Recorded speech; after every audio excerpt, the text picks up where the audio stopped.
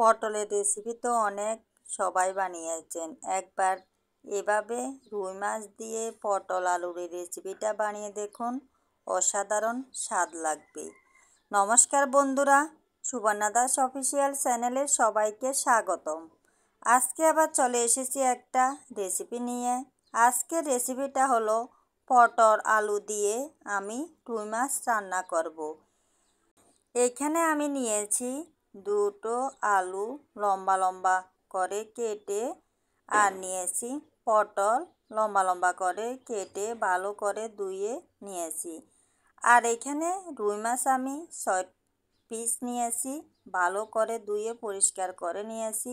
এবার এখানে দিয়ে দিলাম আমি লবণ হলুদ দিয়ে আমি ভালো করে মাছ মাখিয়ে নিচ্ছি।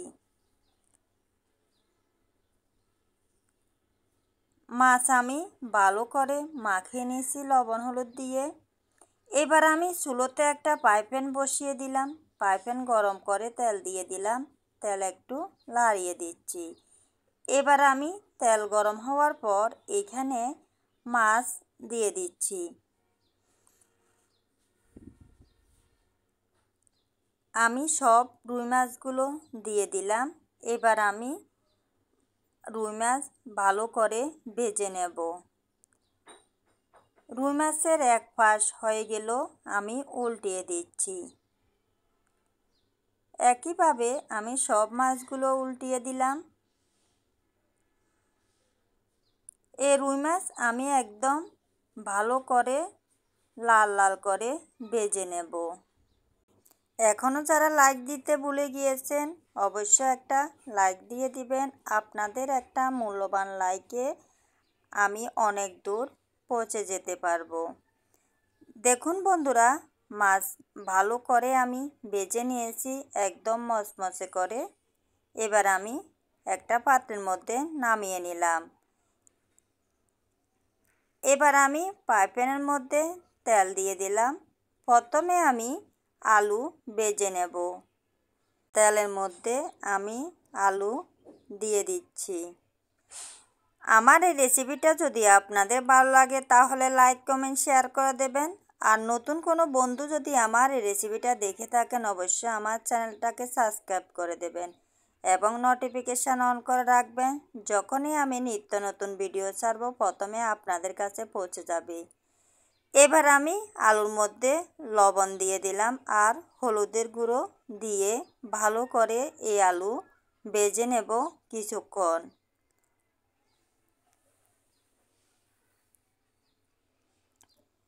পটল আলুর তরকারি রান্না করার আগে যদি একটু ভেজে নেওয়া যায় তাহলে এই তরকারিটা খেতে খুবই দুর্দান্ত লাগবে। আলু আমি ভালো করে ভেজে নিয়েছি। এবার আমি একটা পাত্রের মধ্যে তুলে নিচ্ছি। একইভাবে আমি পটলও ভেজে নেব। তেলের মধ্যে পটল দিয়ে দিলাম। পটলের মধ্যে দিয়ে দিলাম লবণ আর হলুদ। লবণ হলুদ দিয়ে ভালো করে মিক্স করে নিচ্ছি। এভাবে আমি 5 মিনিটের মতো এই পটল ভেজে নেব। পটল যদি একটু হালকা দাগ লাগিয়ে রান্না করা হয় খেতেও খুব ভালো লাগে। আমি পটল ভালো করে ভেজে নিয়েছি। হালকাভাবে পটলের গায়ে দাগও লাগিয়ে নিয়েছি। এবার আমি পটল একটা পাত্রের মধ্যে তুলে নেব। পটল ভেজে নেওয়া হয়ে গেল।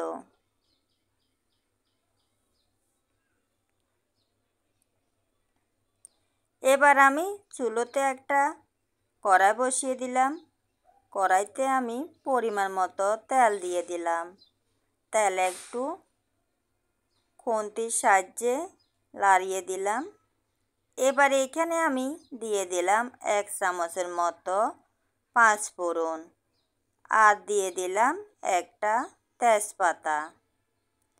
এবার আমি পাঁচফোড়ন একটু লাল করে ভেজে নেব। পাঁচফোড়ন ভালো করে ভেজে নিলে ফ্লেভারটাও খুব ভালো আসে। এবার আমি দিয়ে দিচ্ছি পেঁয়াজ কুচি। পেঁয়াজ কুচি কিছুক্ষণ আমি এভাবে হালকা বাদামি কালার করে ভেজে নেব।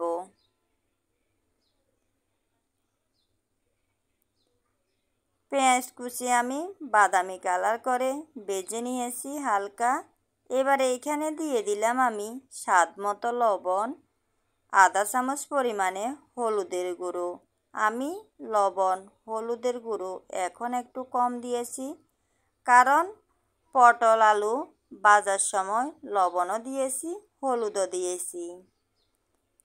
এখানে এবার আমি দিয়ে দিলাম 1 চামচের মতো আদা রসুন বাটা। এবার আদা রসুন বাটা আমি যতক্ষণ না কাঁচা গন্ধ চলে যায় ততক্ষণ পর্যন্ত আদা রসুন বাটা কষিয়ে নেব। আদা রসুনের কাঁচা গন্ধটা যদি থেকে যায় তরকারি খেতে ভালো লাগবে না। আদা রসুন বাটা আমি ভালো করে কষিয়ে নিয়েছি। এবার এইখানে দিয়ে দিলাম 1 চামচের মতো জিরের গুঁড়ো, 1 চামচের মতো ধনিয়ার গুঁড়ো, 1 চামচ পরিমাণে মরিচের গুঁড়ো আর একটু জল দিয়ে দিলাম। এবার আমি ভালো করে শুকনো মশলার উপকরণ কষিয়ে নেব। যতক্ষণ না উপরে তেল ছেড়ে দিচ্ছে ততক্ষণ পর্যন্ত আমি কষিয়ে নেব।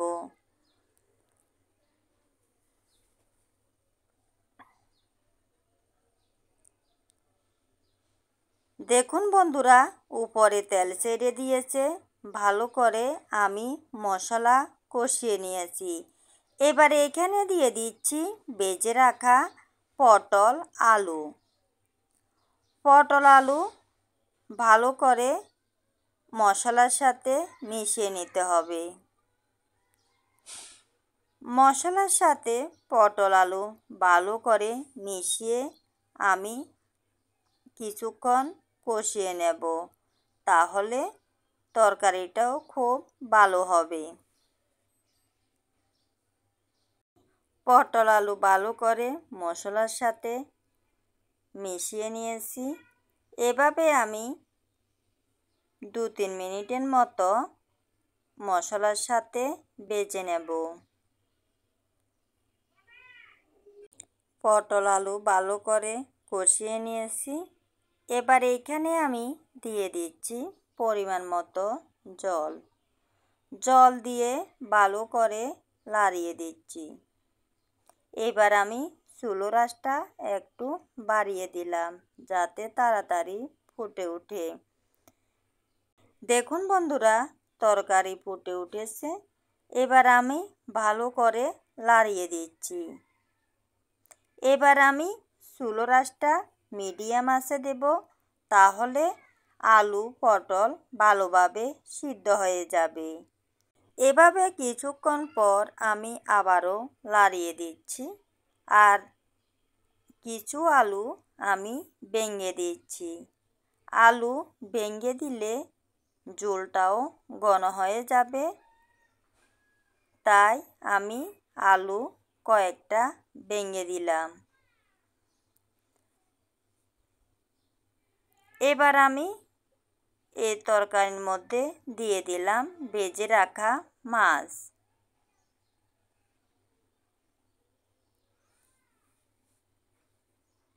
মাছ দেওয়ার পর আবারও আমি ভালো করে নাড়িয়ে দিলাম। এভাবে আরও 2 মিনিটের মতো আমি রান্না করে নেব। দেখুন বন্ধুরা, এই রেসিপিটা রান্না করা প্রায় কমপ্লিট হয়ে গেল। এবার আমি দিয়ে দিলাম ধনিয়া পাতা কুচি। ধনিয়া পাতা কুচি দিয়ে আবারও আমি ভালো করে নাড়িয়ে দিচ্ছি।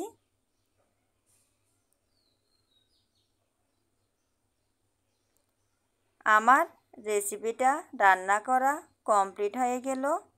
এবার আমি চুলো বন্ধ করে দেব। দেখতে যেমন সুন্দর হয়েছে, খেতেও খুব দুর্দান্ত লেগেছে। দেখুন বন্ধুরা, কালারটা কেমন এসেছে।